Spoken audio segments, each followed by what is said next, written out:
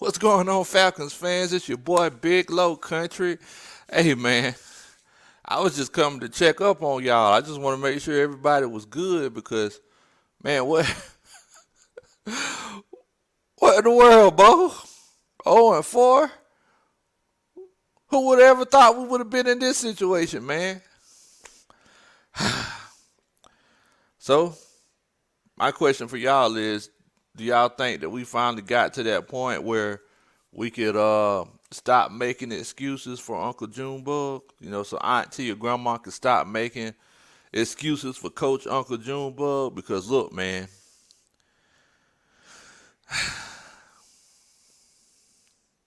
I'm gonna go ahead and tell y'all, I think we should have been, let's say, at least 2-2. Let's say we should have been 2-2.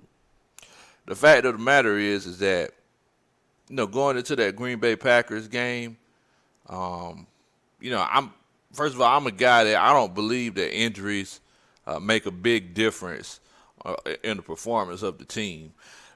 The reason I believe that that's the case is because look, everybody goes to practice. It's not just the starters that practice. Your backup guys, they practice. They're supposed to know what's going on. The fact that most of the secondary was out and we had all those blown coverages, that goes to show that the coaching staff isn't doing what they're supposed to do, man. Those guys aren't doing their job. We got Dan Quinn because uh, he's supposed to be a player cultivator. He's supposed to be a guy that gets young players, gets rookies, and brings out that maximum potential in them. But the way that Aaron Rodgers just disrespected us last night, man. I mean, Aaron Rodgers was walking around smiling like he knew a secret, or basically like, look, man, I'm going to say that this team is trash without even saying that they're trash. I mean, he was basically walking around smiling like that was the case. I mean, that was sad, man. That was sad. I know that we changed uniforms. We're wearing the all black uniforms again because, we're having a tougher mentality and everything like that. But did it look like it made any difference to y'all? Because it sure enough ain't look like it made no difference to me. It sure enough didn't look like it made any difference to me. I didn't see no kind of pass rush. I mean, look, this is the NFL in 2020, so I could be completely fine with the fact that we're gonna blow some coverages and people gonna get first downs and things like that. They're gonna be pass interference calls. But look, man, I think one of the first things that they teach you when you play pee wee football is that a man you can't tackle someone if they don't have the ball. The fact of the matter is that Jamal Carter tackled the guy off the line of scrimmage. The guy does a front flip, runs up the field, catches a touchdown, and walks in the end zone. What in the world, Bo? What in the world? Like, does anybody else see this? Whenever this happened, I was like, so you're going to tackle this man. He falls down, does a front flip. I mean, he basically could have stopped and did a backflip or did a cartwheel or did a I don't know, a two tummy tuck side flip or something. I don't know. And got up, caught the touchdown, and proceeded to walk into the end zone. And this is the guy who's supposed to be developing young talent. To be completely honest with y'all, I thought it was going to be whenever I woke up this morning. I thought I was going to look at my alerts. And I thought I was going to see that Dan Quinn was fired. We continue to make excuses for Uncle Junebug. There's no excuse for this, y'all.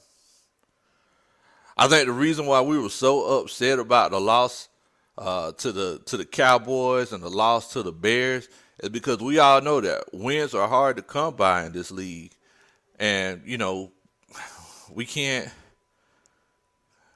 We can't give wins away like that because we're going to have losses like we did on Monday Night Football.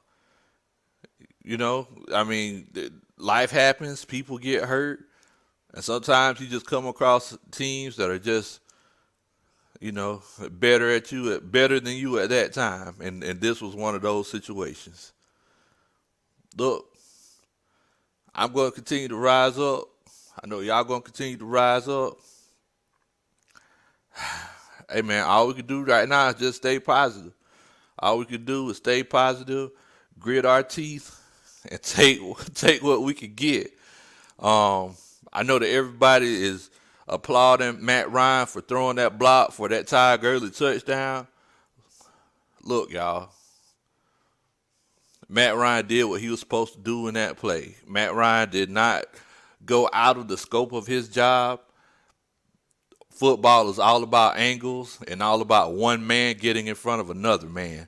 Matt Ryan is supposed to make sure that offensive line sets are straight and make sure that he can read defenses and make sure that blitzes are coming and people are picking up blitzes and line shifts and things like that. Make sure that people are set and stuff like that. But at the end of the day, Matt Ryan's a football player. And Matt Ryan is supposed to throw that block. So for everybody who has the pictures online of Matt Ryan, putting his shoulder into the stomach of another man to make sure that Ty Gurley gets the touchdown, that's what he was supposed to do, y'all. He didn't do anything special. Matt Ryan, I love Matt Ryan. I ain't gonna lie to y'all, he's my favorite player of all time. Him and Julio are my two favorite Falcons of all time. I think he played a pretty good game. I feel like it was one of those situations where last night, Matt LaFleur, he just knew this offense. I think they forgot how good Matt LaFleur knew this offense, and he took a lot of things away from Matt Ryan. Everybody forgets that Matt LaFleur was was the quarterback coach for years, and I feel like he should have been our head coach or offensive coordinator, but they didn't decide to go in that direction. But I feel like it was one of those situations where he knew how to stop Matt Ryan because he stood beside Matt Ryan and told Matt Ryan what to do for so many different years. You got to remember to think about things like that when it comes to football. You got to remember that there are different relationships, and some people are more familiar with other people. Just things like that, man. But hey, anytime I get a chance to see the Falcons play, I get excited because, this is what I wait for all year, man. These first 4 weeks have definitely been tough, but I think the difference between us and other fans, true Falcons fans and other fans, is that, look, we just love to see our team, and we're going to stick with our team because it's one of those things where, we're true fans. We're not going to fall off whenever times get hard or whenever we start to lose. The people who burned their jerseys, a couple weeks ago or last week, they probably bought those jerseys in 2016. This old shirt that I have here, I done had this shirt since the Israelites came out of Egypt. So look, man, we didn't get this phrase "rise up" out of nowhere, man. You got to rise up because you got to be down. You got to be coming up from somewhere, and that's what we're trying to do now, man. Hey, I appreciate it. Thank y'all so much. This is your boy, Big Low Country. What in the world? I'm sorry, I'm from the country, so I spelled it Kuntry. Go check me out on Twitter, Instagram at Big Low Country. I am one half of ATLiens Sports Zone. Y'all already know what time it is, man. Rise up. A-time down.